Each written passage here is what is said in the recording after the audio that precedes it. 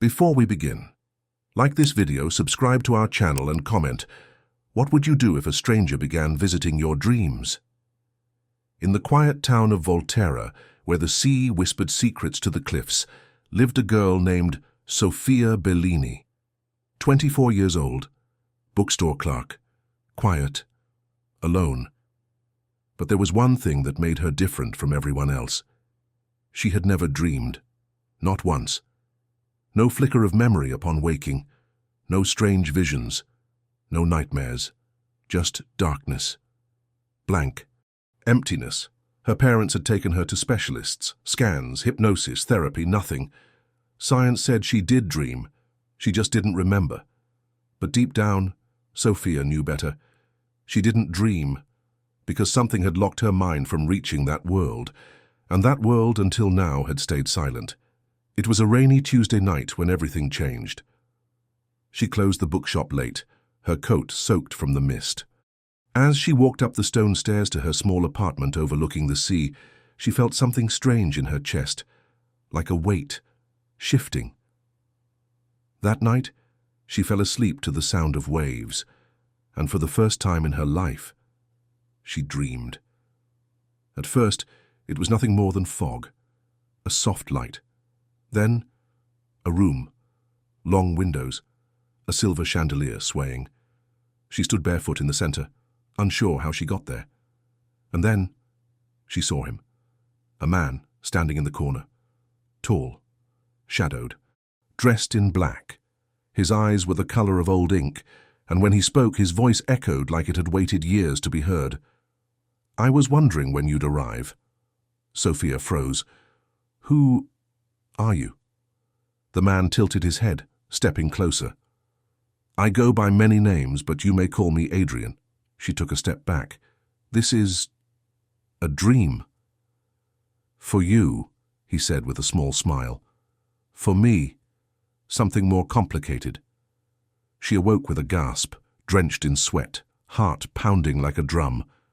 The sunlight poured through her window, warming nothing. Her hands trembled. She had dreamed, and he was real. At work the next day she was distant, distracted. Her co-worker Martina asked if she was sick. Sofia lied, but her mind kept drifting back to him. Adrian, the voice, the eyes, the way the chandelier had swayed, as if time itself had shifted. She wanted answers. That night she lit a candle beside her bed, just in case. She wasn't sure why. And when she fell asleep again, he was there. This time they were in a garden made of stars. The sky above them wasn't black. It pulsed with constellations that moved like living things. Adrian stood beside a stone fountain, running his fingers through the water. "You came back," he said. "I didn't know I could." "You're beginning to unlock it now," he said, turning to face her. "The barrier is weakening." "What barrier?" "The one keeping us apart." Sofia's breath caught. "Have we met before?" His smile faded. "Yes, but you don't remember." "Why not?" "Because remembering would break everything." Before she could ask more, a loud crack split the dream. The garden trembled. The stars dimmed. Adrian's eyes widened. "They found you." "Who?" she asked. But he was already gone. And she woke with a scream. Sofia barely slept the next night. Not because she was afraid, but because she desperately wanted to see him again. Adrian, the dream visitor. She replayed every word he had said, every look, every movement. "The barrier is weakening." "They've found you." Who were they? And what did he mean by remembering would break everything? These were questions that clung to her like fog. At the bookshop, she could hardly focus. The bell above the door chimed, customers came and went, but Sofia barely noticed. When Martina asked her if she was in love, she laughed too quickly. Was it possible to fall for someone who lived only in dreams, or was he something else entirely? That night, sleep came quickly, too quickly, and she found herself in a mirror hall. Dozens of versions of herself stared back at her, some older, some younger, some with sadness in their eyes, some with blood on their hands. In the distance, she heard footsteps. Not Adrian's, someone else. She turned a corner, breath held, and then, just before a dark shape reached her, Adrian appeared, pulling her into a hidden alcove. "You shouldn't have come alone." "I didn't choose this," she said, her voice shaky. He looked different now, more serious. A thin scar traced the edge of his jaw. She hadn't noticed it before. "They're closing in," he whispered. "You're waking up too fast." "What do you mean?" "The dreams. They're not just yours anymore. They're bleeding into others. Someone is watching you." Sofia's heart raced. "Who are they?" Adrian hesitated. "Those who fear what you could become." Suddenly the mirrors shattered behind them, a scream echoing from the glass. Adrian shielded her, and everything went white. When she opened her eyes, she was lying in her bed, but something was in her hand, a single silver feather, real, cold, and pulsing. Over the next few days, Sofia tried to stay awake. She couldn't explain it. The feeling that if she returned too quickly, something terrible might happen. She drank coffee, took cold showers, walked the coastline endlessly. But exhaustion always wins. And when sleep returned, so did Adrian. This time, they were in an old library. Candles flickered along the endless shelves. The air smelled of dust and ink. Adrian sat in a velvet chair, reading a book with no title. "You brought something back," he said without looking up. "The feather," he nodded. "They'll see that as a threat. Because it's real. Because it means you are." She sat across from him. "I don't understand any of this. Why me? Why now?" Adrian closed the book and met her gaze. "Because you're waking up to what you are, Sofia, and some would kill to stop that." She swallowed hard. "And you?" His eyes softened. "I've waited lifetimes for you to remember me." He leaned forward, his voice barely a breath. "I can protect you, but only if you trust me." Sofia reached out, her fingers brushing his, and in that instant a memory flashed, another life, another name, a promise made under moonlight. "Find me again, even if it takes forever." She gasped, pulling her hand back. Adrian stood, his expression tense. "You're starting to remember." Sofia whispered, "So this isn't just a dream, is it?" "No," he said. "It's a beginning." The days blurred into one another. Sofia no longer feared sleep. She longed for it. Her waking hours became heavier, slower, quieter, while the dream world burned brighter and sharper with every visit. Each night, she remembered a little more. Each night, Adrian looked a little less like a stranger. In the dream world, they walked along a bridge made of moonlight. The stars above them pulsed with rhythm, like a heartbeat. Adrian held her hand, not as a lover, but as someone afraid to lose her again. "You once made a pact," he said softly, "in another life." Sofia looked at him. "What kind of pact?" He hesitated. "A binding one." "Binding how?" Adrian didn't answer immediately. He stopped walking, turned to face her, and when he spoke, his voice held centuries of sorrow. "You gave your soul to protect mine." Sofia froze. "What?" "It was the only way. I was being hunted. My kind. We live in the spaces between sleep and death. You gave up your dreams to anchor me." She stared at him, realization blooming in her chest like a flower of fire. "That's why I never dreamed." "Yes," he whispered, "because your dreams became my prison, safe but unreachable." Her knees weakened. Adrian caught her before she fell. "You've carried me all these years," he said, "but now the threads are fraying, the balance is breaking." "Why?" "Because someone or something has found a way in." That night, Sofia woke up not in her bed, but on the floor. The silver feather still pulsed in her palm and on her wrist. A faint mark had appeared. The glowing sigil, delicate, ancient. The next morning, Sofia skipped work and went to the oldest library in town. There, hidden in a crumbling book about lucid realms, she found it.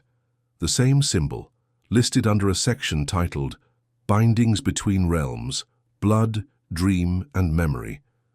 It described ancient practices used to tie a soul between dimensions. It warned of consequences if the pact was remembered too quickly. Collapse of reality, fragmentation, loss of self.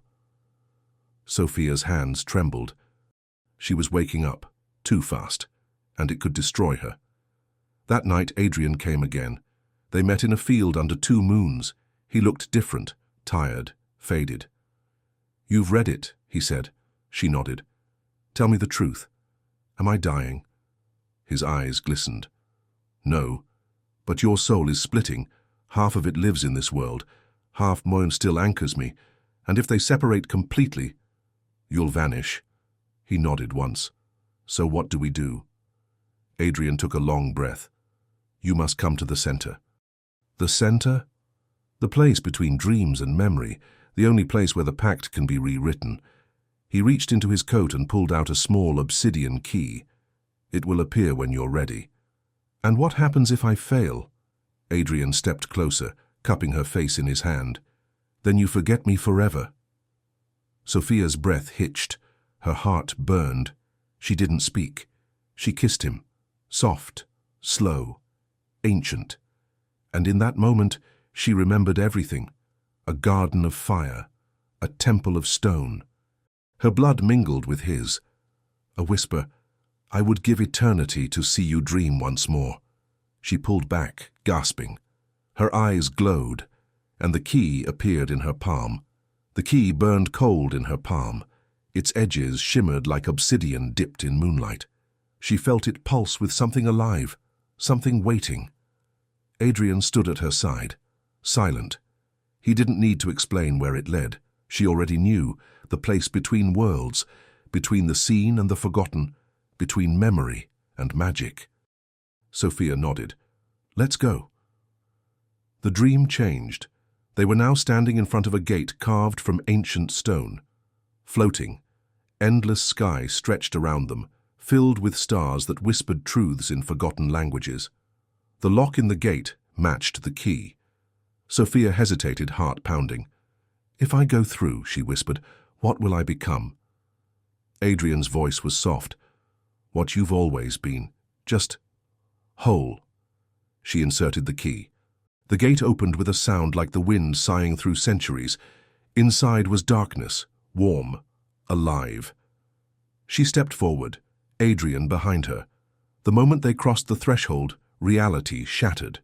She saw everything, all her lives, all the faces she had worn, the moment she had chosen love over safety, fire over silence, sacrifice over fear. And Adrian, he was always there, sometimes as a stranger, sometimes as a lover, always searching for her, always waiting. At the center of this world stood a mirror, but not of glass. It reflected not appearance, but soul. Sofia stepped before it. The reflection showed her with glowing eyes, her wrist burning with the sigil, her heart open like a book written in stars. Adrian stood behind her, but his reflection was fading. "No," she whispered. "You're disappearing." "It's the price," he said, voice weak. "Now that you're awake, I have no anchor." "Then anchor to me again," she said. "We can't repeat the pact. It will destroy you." "Then rewrite it," she said fiercely, "with choice, with love, not sacrifice." The mirror shimmered. Words appeared in the air. "A pact made of love holds not chains, but wings." Sofia reached out, her fingers touching the mirror. Adrian placed his hand over hers. Light exploded from their touch. When it faded, they were standing in her bedroom, real, breathing, alive, together. The mirror was gone, but the sigil remained, no longer a brand, but a bond. Adrian cupped her face, his eyes filled with wonder. "You're dreaming," he whispered. Sofia smiled, tears falling. "For the first time, I'm living." It had been 1 month since Sofia stepped through the gate between worlds. 1 month since she rewrote the pact, not with pain, but with love. And every night since she dreamed, not of chaos, not of fear, but of Adrian. Now her dreams no longer felt like escapes. They felt like memories being written in real time. Their world had merged with hers, not perfectly but truthfully. Adrian lived with her now, though the world didn't know. To others, he was a distant relative, a traveler, someone with stories in his eyes and old books in his coat pockets. But to Sofia, he was still the boy from her forgotten lives, the one who waited through centuries. He would vanish during the day sometimes, only to return at dusk, bringing with him odd little things, petals from flowers that no longer grew in this world, whispers of languages long lost, the scent of rain on ancient stone. And each night they lit a candle by the window, a silent signal to the dream realm that they were both still watching, still remembering, still choosing. One evening, as the sun dipped behind the cliffs, Adrian stood at the window, watching the waves crash far below. Sofia approached him, wrapping her arms around his waist. "Tell me something true," she whispered. He turned to face her. "I once feared eternity. And now?" He leaned his forehead against hers. "Now I hope it's real. So I never have to lose this." She kissed him. Not like in dreams, but fully awake. Their bodies touched, their breaths mingled. The line between sleep and life had long since blurred, and they no longer cared. They had lived 1,000 lives apart. Now they would live this one together. That night Sofia dreamed of a garden, the one with the stars above and the silver fountain. Except now there was a table, 2 chairs, and a book, blank pages, waiting. Adrian sat across from her, quill in hand. "What do we write?" she asked.